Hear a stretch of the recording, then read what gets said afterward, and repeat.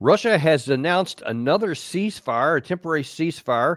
The United States continues to try and find a negotiated settlement, and many in Europe keep trying to find a reason not to have a ceasefire. We're going to try and unpack all this today, and we have the ever popular Colonel Douglas Magregor, CEO of Our Country, Our Choice, highly decorated combat veteran and big friend of the show.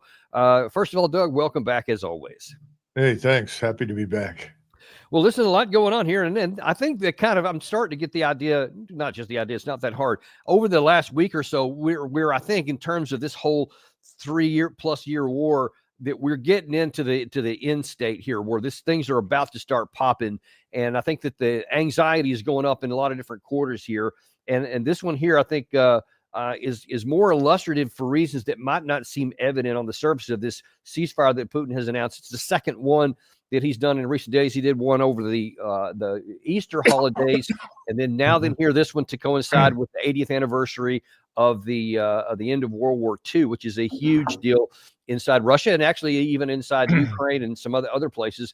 And this ceasefire is not just over the time that Russia's having one, but he's actually started it at midnight on the 7th, so that those like in Germany, for example, and apparently in Ukraine as well, that celebrated on the 8th, that he says there'll be no firing for either one of them. I'm just curious, first of all, what is your thought on Putin's willingness to do this? The first thing is I think he wants to send a message, and the message is very clear. He wants to work with President Trump towards a solution, but he can only do what he can do. He can't abandon the offensive completely and allow the obvious opponent to rearm, reorganize, requip. And I think that's something that he said repeatedly. He's very serious. And I think President Trump was a bit harsh when he made the comment that, well, President Putin really doesn't want an end to the war. I think that's fundamentally wrong. The second thing is acknowledging D-Day is not a small matter. As we know, that was an enormous development. It aided the Soviets, for better or for worse from our standpoint at the time. But obviously it aided them in preparing to launch the largest and most devastating operation of the war, called Operation Magregor, that happened on the 22nd of June. And I think it would be useful for President Trump to consider announcing a similar holiday or ceasefire, whatever you want to call it, that acknowledges the Soviet offensive on 22 June 1944, that moved the Soviet armies hundreds of miles and essentially put them into Germany for the first time and set the stage for the complete defeat of Germany.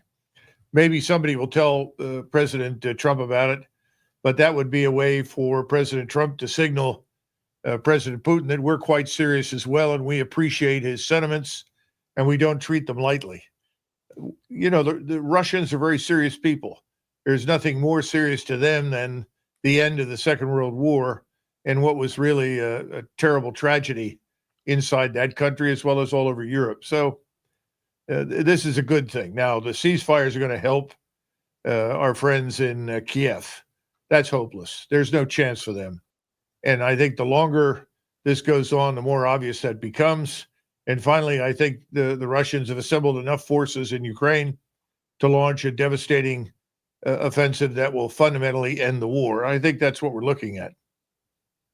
Well, we're certainly going to find out a little bit coming up. But as I mentioned in the outset here, there's lots of pushback from multiple quarters on both the West and even in some quarters of the United States, because I don't think they recognize that. I don't think that they believe that a Bagration 2.0 is even possible. And for example, you have this one right here. You said this is from Germany. They ask Ukraine to reject Trump's peace proposal because of the land issue. You have Politico reporting this morning that that appears Russia is, quote, hardening its position on the land issue. And when you actually read, ironically, when you read the story about what is put in there, they're not hardening anything. They're just restating what they've been saying since before the war started and every point through. And it just makes me have to wonder, does anyone in the West actually read anything or listen to anything coming out of the Russian side? The truth in the West is not relevant. You're talking about this globalist class of political elites in Berlin, Paris, and London. They remain unmoved by reality, logic, rationality. The truth is simply not relevant. So I don't think that we should regard what President Putin has done insofar as D-Day is concerned as aimed at anyone but us, because we're ultimately the key player in NATO and in Europe. The Europeans are not terribly relevant. I don't know if you're aware of it, but there has been a quiet revolt inside the French military, including many senior officers who have said that they want this notion of fighting in Western Ukraine, which Macron continues to talk about, debated in Parliament. It effectively sounds like they want a true open discussion about what it entails, what would happen, and where the French would or would not fit in, because I know from my experience in that country and also serving with French senior officers, they think the idea of fighting in Western Ukraine is insane. And they're absolutely right. It's even more fanciful for the British, who have even fewer forces and capabilities. So all of this is part of the same problem. Eventually, these governments will go away as the truth penetrates to their populations.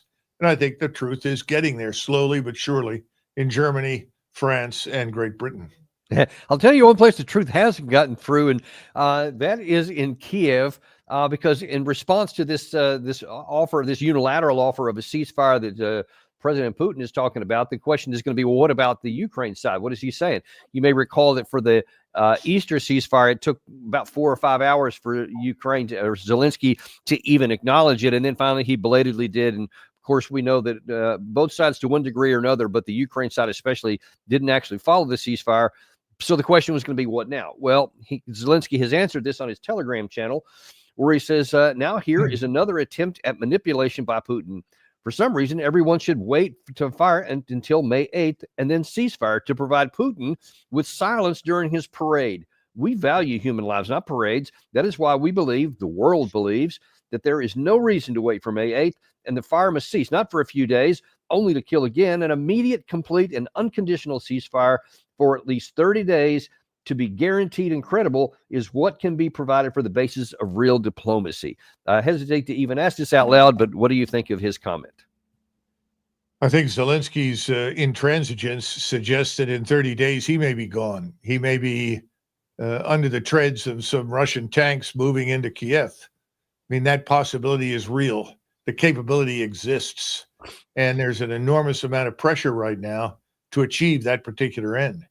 And as we've talked before, anyone in the Russian general staff who has a lick of sense is telling President Putin, we need to be on the Dnieper River line, period. That has to be our current limit of advance, but we should be prepared to go directly into Kiev. And I'm sure that is under consideration and quite doable. So I think Mr. Zelensky may be gone if he insists on this 30-day nonsense. He won't be around. And what do you say to those critics that say, oh, well, people have been saying that Russia's going to go on a big air offensive for years. I'm included in that. I actually thought they would have done it last year, but they said they never have. And the claim is that because they can't. So it's just a bunch of claims that they're going to do it, but they really don't have the capacity. Well, remember, this argument that they cannot do certain things has been used almost from the moment they entered Ukraine. I think I may have mentioned it. A voice called from Mar-a-Lago back in the first week of April and said, well, what do you think of what's happening in Ukraine? And I said, it's a catastrophe. The question was why? I said, because the Ukrainians are going to be crushed and it's going to destroy the stability and peace of the region. We need to get in there and do everything we can to get a halt to this and negotiate an end to it. And then I was told, well, everybody at Mar-a-Lago is convinced the Ukrainians are winning and can win. Well, that was always nonsense. But that passed for reality for a long, long time. The second thing is that what I didn't appreciate and many others didn't appreciate were two important points. Number one, President Putin was not interested in killing large numbers of Ukrainians, fellow Orthodox Slavs. And then secondly, he wanted to minimize casualties inside the Russian force. And as I've said on many, many occasions, in contrast to virtually every Russian leader that I can conceive of over the last 300 years, this man has been by far the most humane in terms of his thinking about war, in terms of his desire to minimize losses to his own people and also trying to avoid the kind of massacre that Mr. Zelensky, unfortunately, has delivered. Because it's been very clear for 18 months to 24 months that there was no chance whatsoever to win. That was pretty obvious, even to the people that knew that kept saying there was. And all they've done in the interim is to pile up the dead in cemeteries and in nameless graves and large open pits filled in to cover the numbers of losses. It's tragic. I'm still baffled by the fact that no one in Ukraine has stepped forward to remove him, if for no other reason to save what's left of the country. But that doesn't seem to be possible. But your contention is that Putin has self-restrained, but that something may be coming to take that restraint off. Well, the restraint insofar as move to the river and then potentially cross and take Kiev, I think that's a real possibility now. Because after all, he in his mind, and I think in the minds of most Russians, they've held up long enough. They have slowed down long enough. They've tried to give the opposition multiple opportunities. They have talked with us and hoped that we would ultimately come around to understanding that they are not the ones who are promoting this war and prolonging it. It is, in fact, Zelensky. I mean, President Trump has said over and over and over again, I want the killing to stop. Well, you do that by stopping the aid to Zelensky and his heinous regime that is built on a mountain of lies. I don't know how else to put it. Yeah, as well as Ukrainian dead. Yeah, I honestly think that is it's viewed in some quarters as being cruel, but I think that that's probably the absolute best, most moral thing he could do for the Ukrainians who were still alive. But we'll see what he ends up doing that. Now, so I showed you some problems in Europe, in Kiev, about how they're viewing it. Now, let me show you that unfortunately it's not just those folks. There's some people who are a little bit disconnected in the United States. Now, this morning on our earlier show, we showed Representative Adam Smith, who was taking the Trump to task and said, oh, he's just giving in to Putin. He needs to, put more pressure on him. That'll show Putin who's who. So you can say, well, that's just a Democrat. Of course, he's from the Obama administration, the party, and they just want to go down that path, and he wants to hammer Trump. But here's somebody in the Senate from the Republican side. We're in a knife fight with Russia and China and Iran, and the Biden people wanted to quote Socrates to them. Putin has reneged on every promise that he has made to President Trump. His latest proposal is, nothing. He wants to keep all the territory that he's taken. He wants to prohibit Ukraine from joining NATO, and he wants America and Europe to stop helping Ukraine. I think that Putin thinks that America has taken the bullet train to Chumptown. I think he thinks we're afraid of him.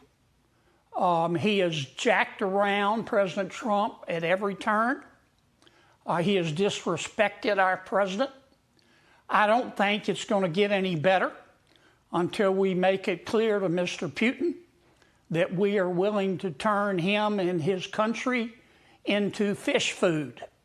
And I'm not talking about nuclear weapons or nuclear war. I would start with oil. Okay, a lot to unpack there. I want to start with one of his first ones here, because I don't want to just dismiss this whole thing, because he says a number of things which are echoing what a lot of people say, and I'd like your view on them. First of all, this issue that Putin has reneged on every promise he's made. Is there any truth to that? I'm unaware of any promises made by President Putin other than to comply with Trump's wishes in giving peace a chance. He was always willing to halt operations if, in fact, the Ukrainians halted them. He has always been willing to sit down and talk to the Ukrainians.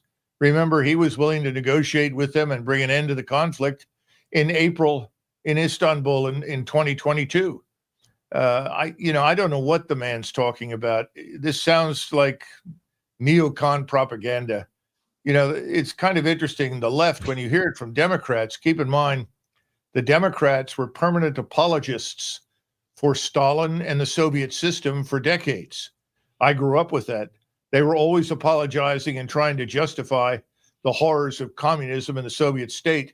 They were in the front line to attack Goldwater, Reagan, Nixon, everyone who was fundamentally anti-Soviet and anti-communist. Now, all of a sudden, they've decided there's something positive and good about this strange character, Zelensky, who's really originally born in Russia and speaks Russian and is by no means a true Ukrainian. But beyond that, they seem to think he is morally superior. And we know from the heinous crimes committed by the Ukrainians against the Russian civil population, against their soldiers, nothing could be further from the truth.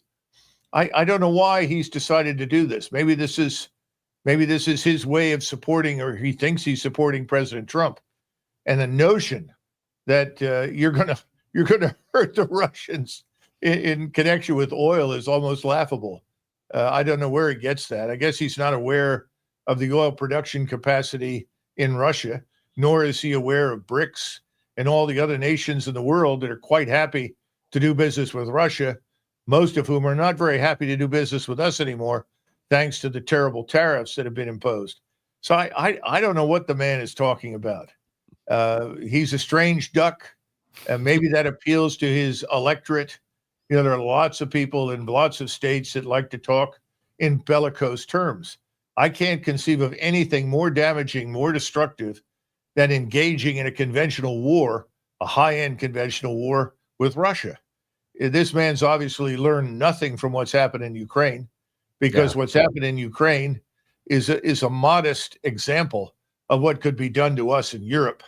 We still have troops in Poland, Lithuania, Latvia, Estonia, Romania, probably in Moldova. I don't know. If he thinks they somehow or another could put up effective defenses against the Russians in an all-out assault by a nation, quite frankly, that's ready to go to total mobilization, Russia is only a few steps away from complete mobilization and total war. We are ages away from that, and he doesn't seem to understand it. He doesn't understand that our stocks of munitions, of precision-guided munitions, all of those things are at an all-time low. They are ready to fight. We are not. Yeah, and then in fact, that's one of the things that in one of his second comment there that he, I think, inadvertently actually is accurate, but he says it as though it's some avoidable choice. He said, but when we're wanting to give them everything, we're going to give them land, we're going to give them no NATO, we're going to give them demilitarization, denazification, all those kind of things that were part of that deal. And he's like, he just wants it all. Is the way he put it there. And I was thinking as I'm listening to it, I'm going, because he can take it all. Well, maybe, but I think the larger issue for Senator Kennedy is he should be a lot more concerned about the survival of Social Security, Medicare, and Medicaid financially in this country. He, along with his colleagues, have presided over this massive fiat explosion of cash and money, inflation. We are on the cliff's edge of going over into financial ruin. That's where he ought to be focused, not telling us that we should be prepared to go to war 7,000 miles away from our home in a country that is of no strategic importance to us and never has been, against another country that frankly is not our enemy. This business of a knife fight with Russia and China is nonsense.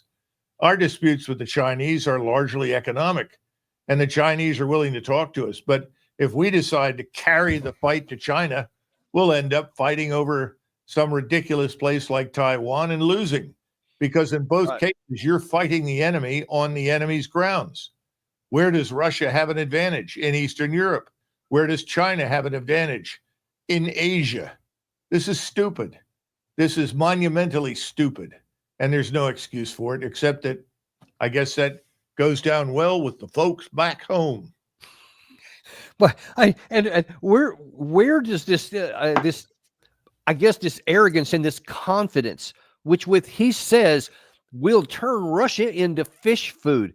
Number one, I don't even know what that means. But number two, but where's the arrogance that he thinks that that Trump can just make some choices and is just going to hammer Russia in abject ignoring everything that happened in the last 3+ years?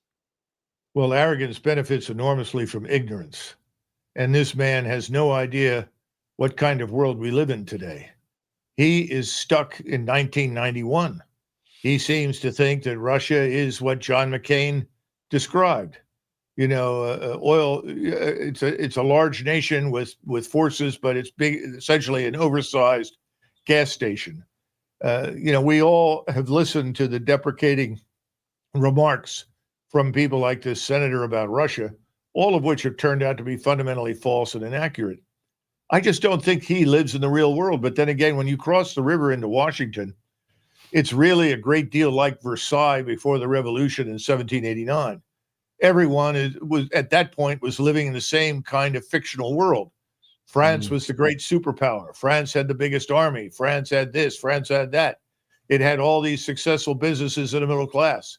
And then they woke up to complete and utter financial disaster and revolution, and part of which was due to overextension overseas and wars. At that time, principally commitment to us during the revolution. I don't think this man has any feel for any of those things. He obviously knows how to get elected in Louisiana. Congratulations. But he certainly doesn't understand the world he lives in beyond the borders of the United States. Yeah, and that is the real problem. Now, on the positive side here, we do have President Trump, who yesterday reiterated his desire to bring this whole thing to a close. We want him to stop shooting, sit down, and sign a deal. And we have the confines of a deal, I believe. And I want him to sign it and be done with it and just go back to life. What punitive action are you considering taking against Russia? Well, I have a lot of things I can do. I'm not looking to do it, but I have a lot of strength. But does he have a lot of leverage if he wanted to use it against Russia? Well, I suppose what little strength we have left at this point could be squandered in a conflict with the Russians. I'm worried about seeing it squandered in the Middle East in a conflict with Iran. This is ridiculous. First of all, what he thinks is only 50% of the issue, maybe not even that. I mean, quite frankly, go back to what we were saying earlier. Where's the strategic interest? Let's not talk in stupid terms and say, well, we believe in democracy and freedom. Okay, fine. Happy to hear that. Half the countries in the world we do business with don't know how to spell freedom or democracy. We have good relations with many countries that most Americans would look at and say, these are authoritarian states. They're by no means republics. So this notion that we have to defend a democracy in Ukraine is absurd. Ukraine is a dictatorship. There's nothing democratic about it. Hasn't been for a long time. So what is the interest in Ukraine? It's not rare earths. They don't have enough to make any damn difference. The one thing they have is agriculture. They have a huge breadbasket. It would be nice to see the war end so that they came back to growing food, which is essential to the rest of the country, the rest of the world. But I think he also needs to keep in mind that while we've been talking and complaining, Putin has given away 30,000 tons of grain to the people in Gaza. What's Senator Kennedy's plan for the people in Gaza? Would he like to gas them? Does he want to shoot them, bomb them? Because that apparently is what the Israeli lobby wants him to do. I don't know. But this whole problem with Gaza seems to have been swept under the rug, as though 2 million lives are completely irrelevant. Now, that's music to Mr. Netanyahu's ears, but is that really the way we Americans want to think about it? I don't think so. So I don't know what this man, Kennedy, is talking about. He's filtering a lot of nonsense from the White House, repeating it, things that Waltz makes up. At the end of the day, frankly, unless we want to go to war over Western Ukraine, there's not a hell of a lot we can do. What we should be interested in doing is facilitating an end to the conflict.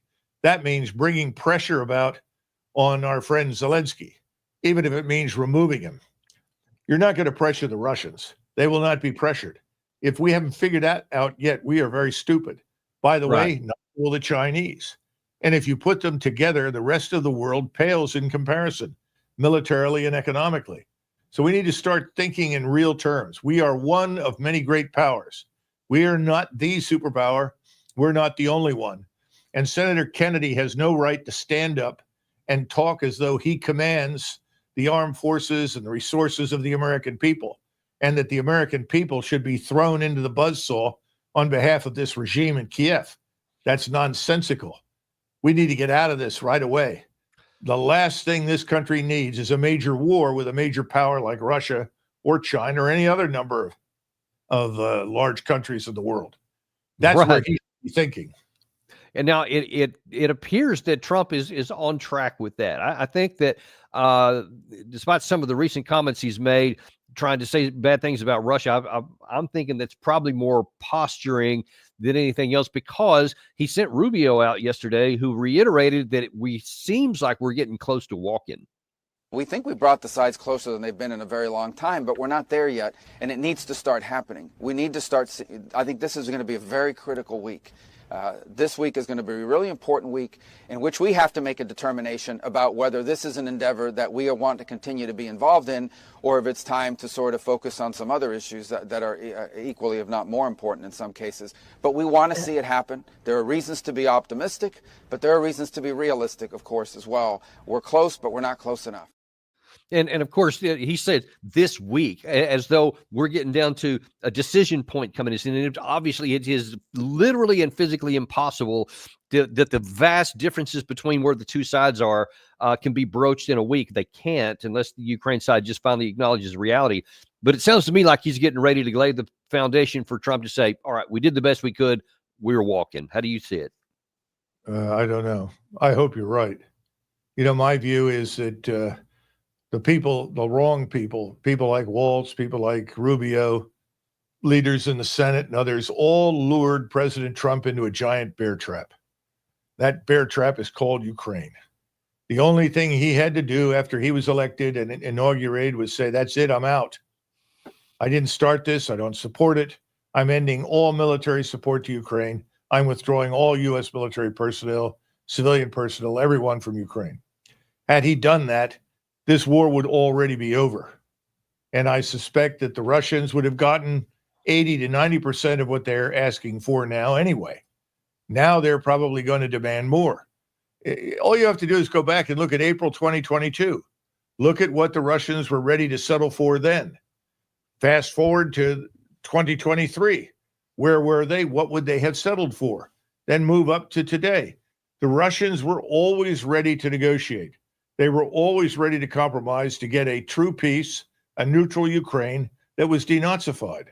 That was always the goal. It was not to kill 1 million Ukrainians. That was never on the agenda. It was never designed to attack Europe or expand Russian control of the Baltic states or anything else. It's all nonsense. Those days are over. They don't live in the 19th century. We apparently are living very comfortably in the late 19th century, early 20th century. We got to get out of it. Well, that's what should happen.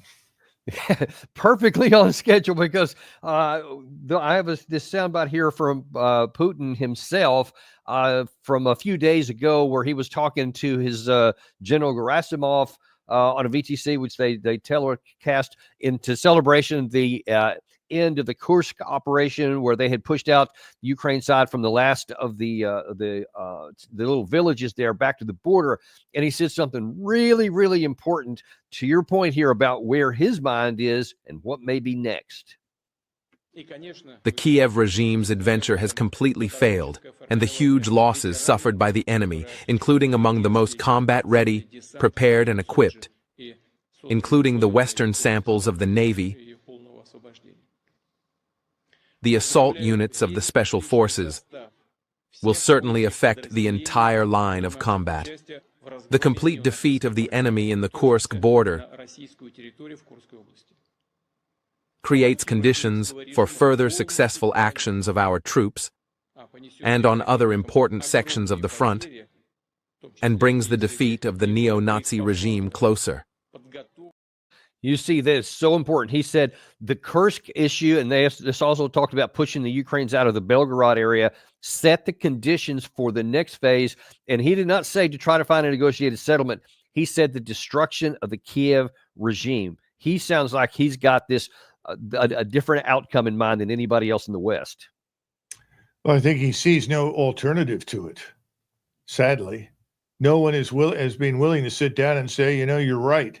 This regime in Kiev is the wrong regime. We need a neutral state, and we need to demilitarize this Nazi-inspired military establishment. We should have sat down and acknowledged that right off the bat. Now, how you do it, how fast you do it, that's another matter. But those are things that are easy to acknowledge. That's why President Trump had nothing to do with that. He came into a very different set of circumstances. He always had the opportunity to walk away. And I'm sure that there will be people at the Rand Corporation, the Hudson Institute, the Foundation for the Defense of Democracy, to talk about a misnomer for a title. All of these organizations will initially publish things saying, Trump lost Ukraine. You know, it's sort of like, who lost China? As though China had ever been ours. It was never ours to hold on to. We didn't lose it. Ukraine has never belonged to us. We're not losing it. But this is the sort of stupidity that passes for, you know, sadly in this day and age, bipartisan policy. And what do you make of then the next comment there?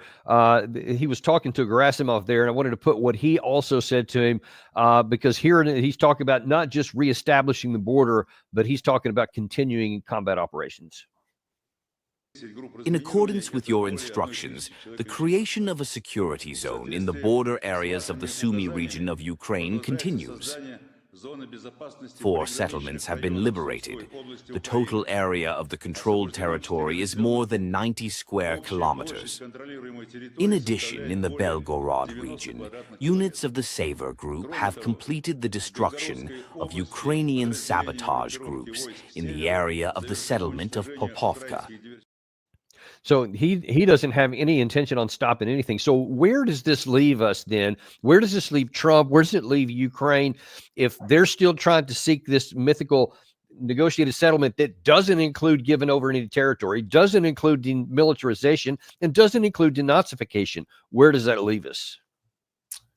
Well, if we continue to pretend that we are the world's nanny and try to slap President Putin on the hand with the ruler and punish him for his failure to adhere to whatever we think he should do, then I suppose we go down a blind alley where we miss the opportunity to normalize relations with Russia, which could be both commercially and economically very valuable to us, miss the opportunity for understanding that could help us in other theaters avoid conflict.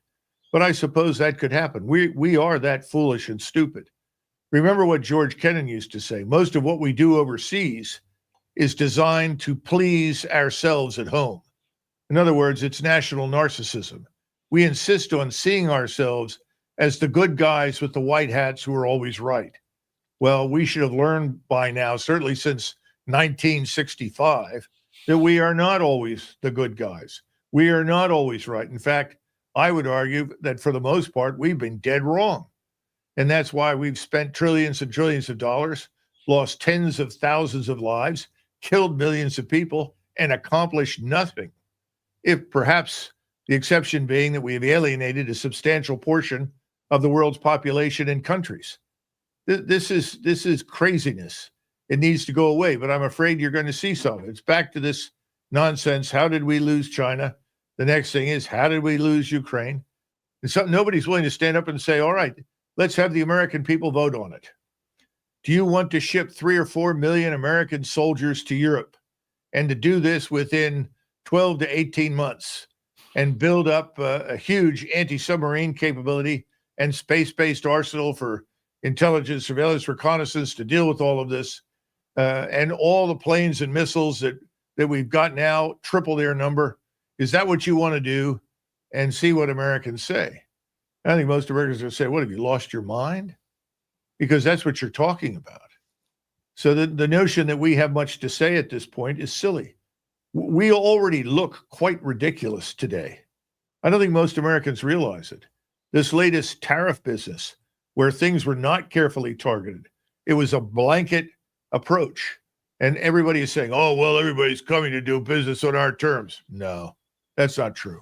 Well, we showed China. No. Yeah, we showed China that we're fools.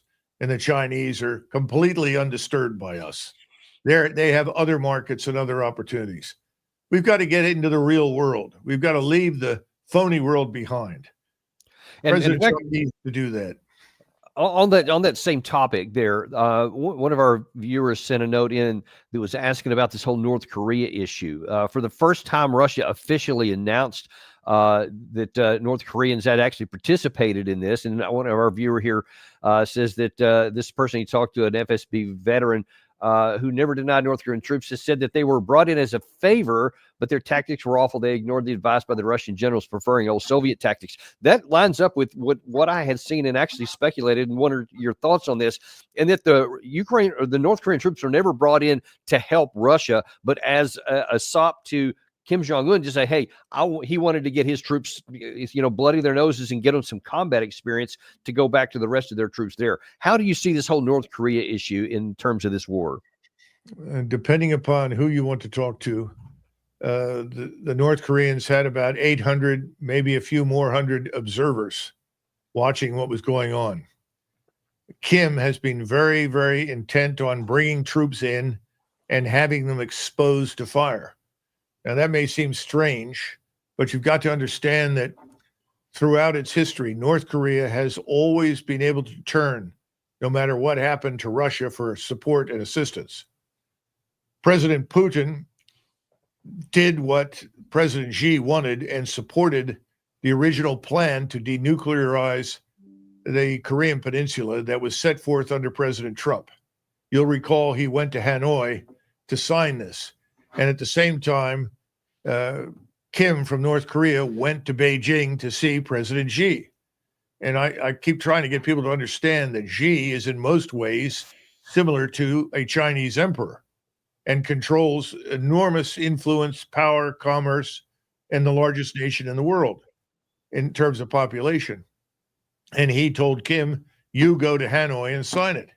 It made a lot of sense. It was about incrementally removing, neutralizing nuclear weapons over many years, about 5 to 7.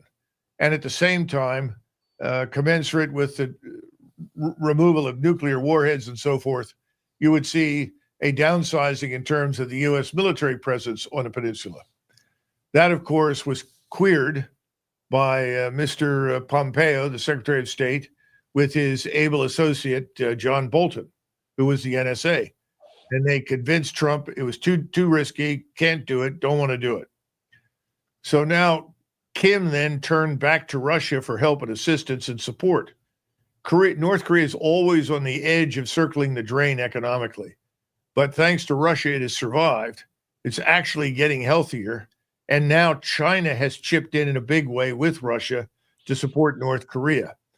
But it's Russia that the Koreans feel obligated to support. And so his view was, if I can get some Korean troops into this, it's not just a question of being bloodied. We want to be able to say we fought and died shoulder to shoulder with you in a war that was exclusively in your interest. We simply came as friends to support it. Now, in reality, you're right. They went in, they observed, they didn't learn very much, and they repeated pretty much what we've done. If you go back to 2003 and you look at some of the dumbest things imaginable that the Army did on its way into Iraq, perhaps the dumbest one of all is the quote-unquote deep attack by helicopters. And that whole thing foundered above Najaf. I don't want to go into detail, but there was very little thought, very little planning and preparation. Originally, there were 3 battalions, then one got lost. The other 2 went over there. They were all shot to pieces. The helicopters were effectively put out of action. It was a catastrophe. But the reason we did that is that that's what we had practiced in peacetime for many, many years when fighting the so-called Soviet enemy. And even though there were many at the time that said, you'll never get through the air defenses, we're not talking about the high end, we're talking about the low end, anti-aircraft guns and so forth. People didn't listen. We modeled it in computers, and so we repeated it. And so you have Messieurs Petraeus and Wallace who concoct this crazy idea, go and do it. It's a complete disaster. Now, I don't know what we have today for thinking on that scale, but that's very much what the Koreans did when they were finally brought in. They repeated what they knew. And that's what armies do. They've always done things that way. You know from personal experience, Dan, you don't show up and suddenly the light goes on and you learn new approaches, new tactics, new battle drills. First, you've got to have a base or a foundation of tactical competence and tactical battle drills. Then you can adjust from those, provided those are realistic. We did that very well in 1991.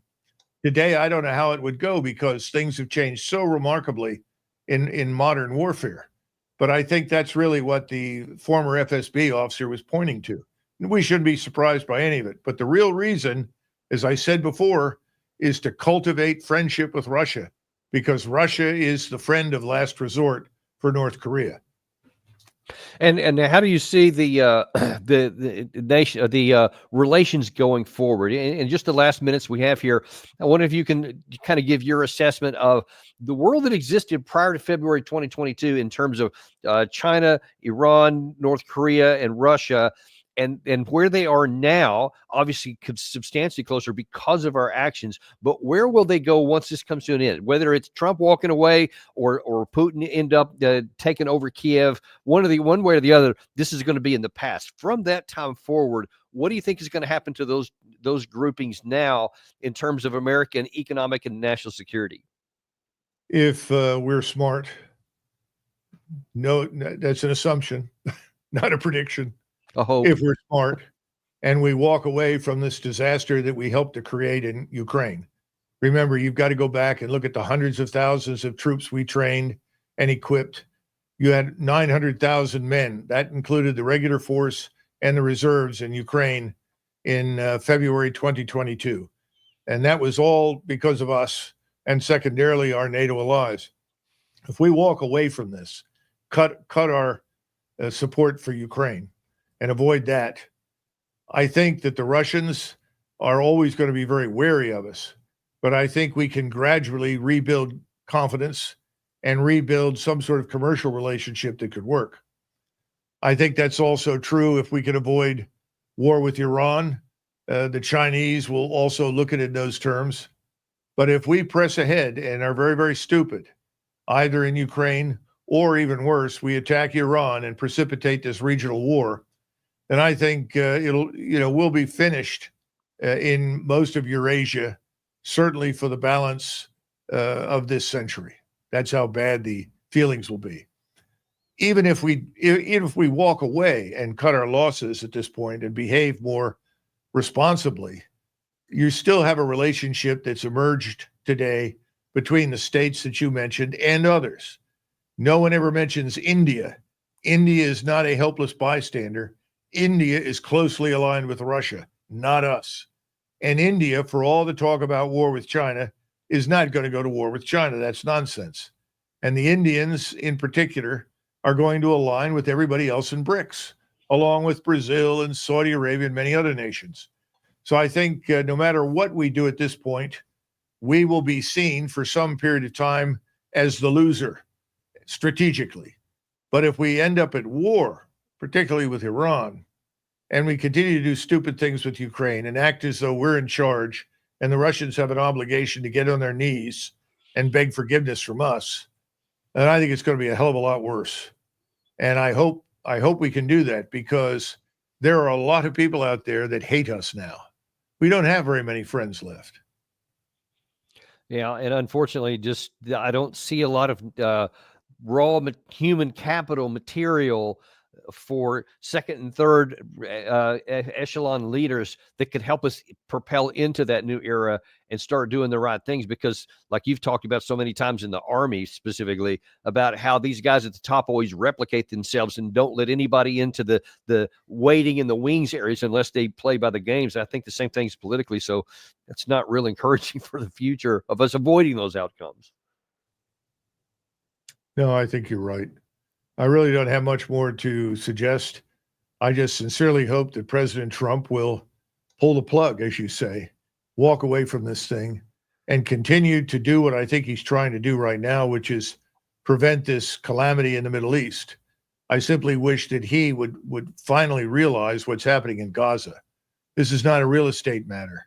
This is life and death for millions of people. And you've got a man in charge in Israel who's a criminal. Things need to be seen in the true light. And I wish he would. and I certainly hope that happens as well. But on a possibly optimistic level at the end here, what's new going on with OCOC? Because I know you're always looking at things to help empower American people. Well, we've got this new program finally going to hit the street on the 1st of May, and I think we have sent you the trailer.